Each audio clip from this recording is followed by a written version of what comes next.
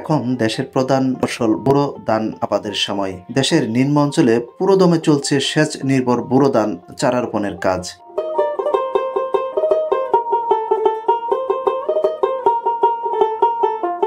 পৌষের শেষ।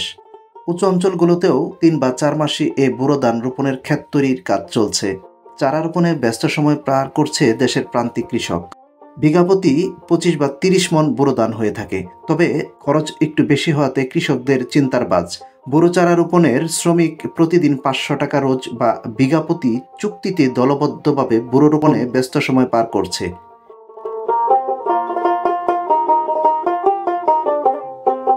কেউ গান, গল্পে, কারো কারো মুখে বিড়ি, তামাকের ধোঁয়া মনে যেন পুরাতন আনন্দ জাগিয়ে তুলছে। এভাবে পৌষ মাঘের শেষ দিকে দেশের সব বোরো আবাদি জমি ফসলি ক্ষেতে রূপান্তর হবে। দেশে ফলবে বাম্পার ফলন। বোরো বাম্পার ফলন ফলাবে এদেশের কৃষক। রুহুল আমিন সুজন, প্রতিদিনের কাগজ, গাজীপুর।